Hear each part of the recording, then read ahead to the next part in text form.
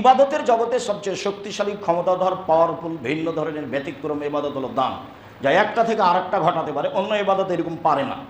আনাস রাদিয়াল্লাহু তাআলা আনহু বলেন, রাসূল সাল্লাল্লাহু আলাইহি ওয়াসাল্লাম বলেছেন, ইন্নাস সাদকাতা তুতফিউল খাতিয়াতা কামা ইউতফিল মাউন নারা। নিশ্চয় দান মানুষের পাপকে মিটিয়ে দেয়, আগুন যেভাবে পানিকে নিভিয়ে দেয়। পানি যেমন আগুনকে নিভিয়ে দেয়, নিশ্চয় দান মানুষের পাপকে মিটিয়ে দেয়, পানি যেমন আগুনকে নিভিয়ে দেয়। পানি যেমন আগুনকে নিভাতে পারে, দান তেমন মানুষের পাপকে মিটাতে পারে। এই কথা মুহাম্মদ সাল্লাল্লাহু আলাইহি ওয়াসাল্লাম বলেন, আমি বলিনি। উকবা ইবনে আমির রাদিয়াল্লাহু তাআলা আনহু বলেন, রাসূল সাল্লাল্লাহু আলাইহি ওয়াসাল্লাম বলেছেন, ইন্নামাল মুমিন ইয়াকুনু ইয়াউমাল কিয়ামা ফি যিল্লি সাদাকাতিহি হাত্তা ইউজা বাইনান নাস। নিশ্চয় মুমিন পুরুষ নারী বিচারের মাঠে তার দানের ছায়াতলে থাকবে, যতক্ষণ পর্যন্ত বিচার না হচ্ছে। যতদিন চলবে বিচার চলুক, আপনি ততদিন আপনার দানের ছায়াতলে থাকবেন। এ কথা মুহাম্মদ সাল্লাল্লাহু আলাইহি ওয়াসাল্লাম বলেন।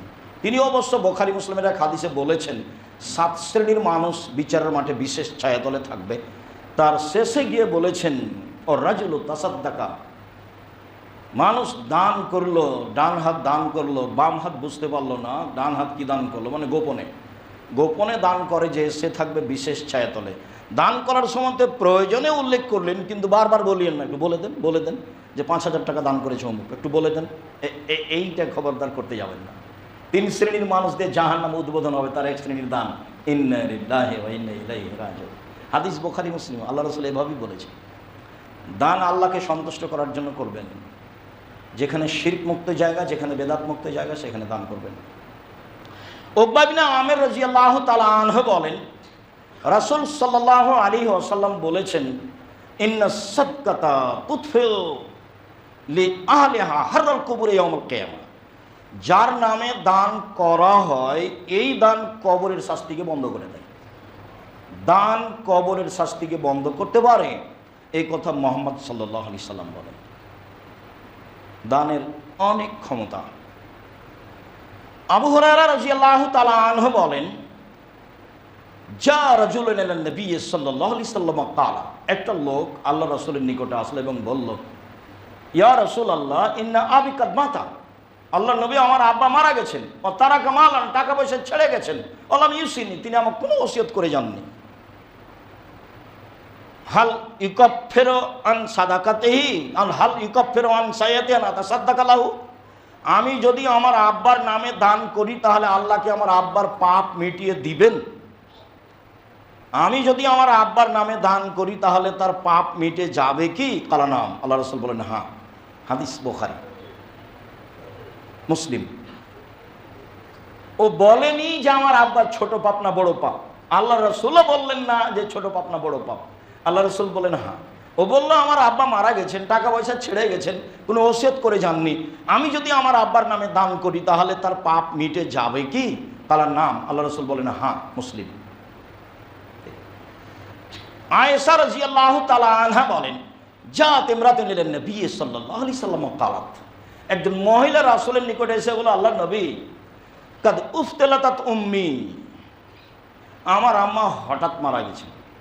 ওয়া আযুন্নুহা লাউ তাকাল্লামাত তাসাদ্দাকাত, আর আমি ধারণা করছি আমার মা কথা বলতে পারলে দান করতেন। আফা উসাদ্দিক আনহা আল্লাহ সাহাব, আমি কি আমার মায়ের নামে দান করতে পারি? তার নেকি হবে? তার নাম। আল্লাহ রাসূল বলেন, হ্যাঁ। বুখারী মুসলিম। দান যারা মারা গেছে তাদের পাপ মিটিয়ে দিতে পারে। দান যারা মারা গেছে তাদের কবরের শাস্তিকে বন্ধ করতে পারে। এইভাবেই রাসূল সাল্লাল্লাহু আলাইহি সাল্লাম বলছেন। সম্মানিত দিনী ভাই বোন, দান একটি ভিন্ন ধরনের ব্যতিক্রম ইবাদত। আবু হুরায়রা রাদিয়াল্লাহু তাআলা আনহু বলেন, রাসূল সাল্লাল্লাহু আলাইহি ওয়াসাল্লাম বলেছেন, মা মিন ইয়াউমিন ইসবাহুল ইবাদু ফিহি ইল্লা মালাকান ইয়ানজিলানে। প্রত্যেকদিন সকালে মানুষ যখন সকাল করে, সারা পৃথিবীর যেখানে যারা সকাল করে, সেখানে 2জন ফেরেশতা নেমে আসেন আকাশ থেকে। ফায়াকুলু আহাদুহুমা, 2জনের একজন বলেন, আল্লাহুম্মা আতে লিকুল্লি মুনফিকিন খালাফা, আল্লাহ যে যা দান করলো তুমি তার সেটা পূর্ণ করে দাও। দান করলে বাড়বে। ফেরেশতা বলছেন, আল্লাহ যে যতটুকু দান করলো সেটা তুমি তার পূর্ণ করে দাও। ফেরেশতা বলতে থাকেন। তাহলে পরের বাক্য শুনেন, ওয়াকুল আখার, অপর ফেরেশতা বলেন, আল্লাহুম্মা আতে লিকুল্লি মুমসিকিন তালাফা, যে যেটুকু দিল না তুমি তার ততটুকু ধ্বংস করে দাও। নেন এবার, এটা তাহলে দুটাই থাকলো। হাদিস তো বুখারী মুসলিম। আমার আর আপনার বিবেচনা কি হতে পারে? হ্যাঁ, আপনি কোন জায়গাতে দান করতে চেয়েছিলেন, তারপর করলেন না, এই জন্য যে তো ওখানে শিরক হয়, ওখানে তো বিদাত হয়, ওখানে তো কুলখানি হয়, ওখানে তো চালা, আমার দান দিয়ে তো ওখানে অন্যায়ের সহযোগিতা করা হলো, তাহলে সেখানে আপনি বিরত থাকতে পারেন।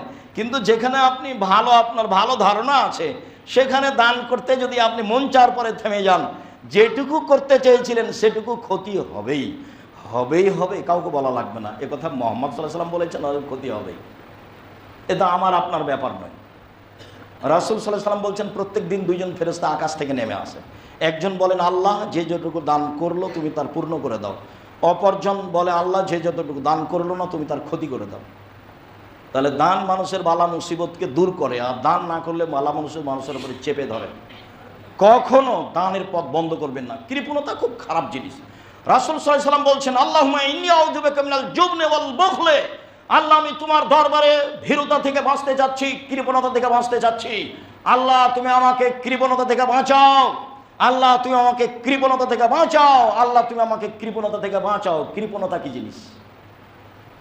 রাসূল সাল্লাল্লাহু আলাইহি ওয়াসাল্লাম বলছেন, ওয়া ইয়াকুমুস সুহা ফাইন্না সুহা হালাকা মান কানা কাবলাকুম, কৃপণতা থেকে বাঁচো পৃথিবীর মানুষ, কৃপণতা থেকে বাঁচো।